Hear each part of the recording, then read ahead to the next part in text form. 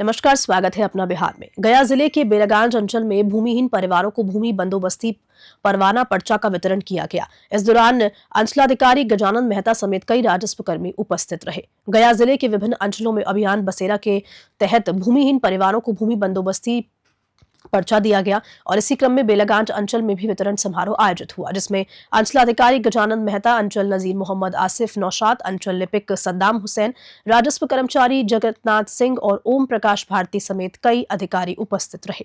इस पहल से भूमिहीन परिवारों को बड़ी राहत मिलेगी और वे अपनी भूमि पर कानूनी अधिकार प्राप्त कर सकेंगे। प्रशासन का कहना है कि आगे भी ऐसे प्रयास जारी रहेंगे ताकि सभी पात्र परिवारों को उनका हक मिल सके। गया से नीरज यादव की रिपोर्ट। वाल्मीकि नगर में आयोजित वाल्मीकि महोत्सव का उद्घाटन सीएम नीतीश कुमार ने किया। इस दौरान बिहार सरकार के कई मंत्री, सांसद और विधायक उपस्थित रहे। वाल्मीकि नगर में 9 साल बाद आयोजित वाल्मीकि महोत्सव का उद्घाटन सीएम नीतीश कुमार ने किया। कला संस्कृति विभाग और जिला प्रशासन द्वारा आयोजित इस महोत्सव में बिहार सरकार के मंत्री विजय चौधरी, जनकराम, रेणु देवी और मोतीलाल प्रसाद के साथ स्थानीय सांसद और विधायक शामिल हुए। महोत्सव में गीतकार सह विधायक विनय बिहारी, भोजपुरी गायिका अनुपमा यादव, इंदु सोनाली समेत कई कलाकारों ने शानदार प्रस्तुति दी। विधायक विनय बिहारी ने कहा कि इस तरह के आयोजनों से वाल्मीकि का नगर पर्यटन और सांस्कृतिक रूप से और आगे बढ़ेगा। बगहा से बिंदेश्वर कुमार की रिपोर्ट। किया कि महर्षि वाल्मीकि जी के नाम पे महोत्सव हो, नंदनगढ़ महोत्सव हो, दोनों महोत्सव को मैंने कराया भी। बीच बीच में कोरोना की वजह से और कुछ राजनीतिक उथल पुथल की वजह से ये कार्यक्रम नहीं हुआ और इस बार जो है ये कार्यक्रम हो रहा है। मतलब ये चौथा कार्यक्रम है और बीच में 7 साल गैप हुआ। तो ये कार्यक्रम इस बार हम लोग महिला दिवस पे, खासकर आज अंतर्राष्ट्रीय महिला दिवस है और यही माँ सीता को संरक्षण प्राप्त हुआ था रामायण के रचनाकार महर्षि वाल्मीकि जी की। मुजफ्फरपुर जंक्शन के प्लेटफॉर्म संख्या 2 पर रेलवे ट्रैक की मरम्मत के दौरान एक ट्रैकमैन की सिर और आंख में पत्थर लगने से मौत हो गई। मृतक की शादी अगले महीने तय थी, जिसके परिवार में मातम पसर गया। मुजफ्फरपुर जंक्शन के प्लेटफॉर्म संख्या 2 पर रेलवे ट्रैक की मरम्मत के दौरान बड़ा हादसा हुआ। ट्रैक पर काम कर रहे 28 वर्षीय ट्रैकमैन मनीष कुमार को अचानक एक पत्थर सिर और आंखों में आ गया, जिससे वे गंभीर रूप से घायल हो गया। आनन फानन में उन्हें रेलवे अस्पताल ले जाया गया, जहां इलाज के दौरान उनकी मृत्यु हो गई। मृतक मनीष कुमार तुर्की थाना क्षेत्र के छाजन दुबियाई गांव के रहने वाले थे और पिछले 3 साल में ट्रैकमैन के रूप में कार्यरत थे। परिजनों का कहना है कि अप्रैल महीने में मनीष की शादी तय थी और घर में शादी की तैयारियां चल रही थी, लेकिन इस हादसे के बाद पूरे परिवार में मातम सा छा गया। रेलवे प्रशासन ने परिवारजनों को सूचना देकर शव को पोस्टमार्टम के लिए भेज दिया और घटना की जांच की जा रही है। यूनियन एसोसिएशन के महामंत्री आशुतोष सिंह ने इस घटना को लेकर दुख व्यक्त किया। रेलवे प्रशासन से उचित मुआवजे की मांग उठाई। मुजफ्फरपुर से मणिभूषण शर्मा की रिपोर्ट। मेरे जो कर्मचारी साथी है ना, उनको चोट लग गया, उनको हॉस्पिटल लेके गया है और उसके बाद फिर फ़ोन गया जो मनीष अब इस दुनिया में नहीं रहा। तो हम लोग वहाँ काम कर रहे थे, वहाँ से फिर भाग। कहाँ पे काम कर रहे थे? हम नारायणपुर में थे। ये कहाँ मनीष जी कहाँ काम कर? मनीष जी मुजफ्फरपुर स्टेशन पर कर रहे हैं जी। कैसे हुआ घटना? वो हम सर नहीं बता सकते, हम यहाँ नहीं न थे, हम वहाँ थे। अच्छा, आप लोगों को जानकारी मिला है? तो कहाँ जानकारी क्या मिला था? मनीष जी छाजन दुबिया ही। यहाँ पे क्या कौन काम? यहाँ रेलवे में ट्रैकमैन थे। अच्छा, स्टेशन पर ही आज वो ड्यूटी के दौरान घटना। कितने बजे की घटना होगी लगभग? वही 11:30।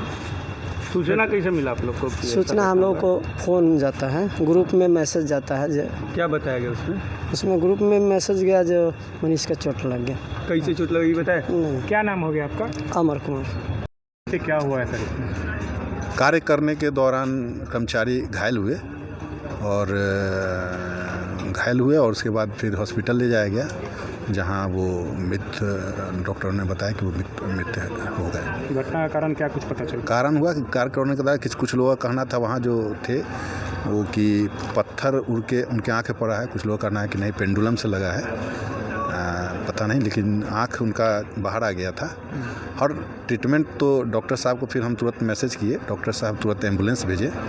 तब तक हम लोग जैसे ही बॉडी लेके बाहर आए तो एक ऑटो दिखा, ऑटो से ही लेके हम लोग प्रशांत चले गए। प्रशांत हॉस्पिटल में वहाँ फिर ECG वगैरह हुआ और फिर बताया गया कि वो डेथ कर गए। मृतक कहाँ के रहने वाले हैं? यहीं दुबिया ही, छाजन दुबिया ही के रहने वाले हैं। अगले महीने में शादी? हाँ, अप्रैल में शादी थी। इंजीनियरिंग विभाग के स्टाफ थे, ट्रैकमैन 4 थे।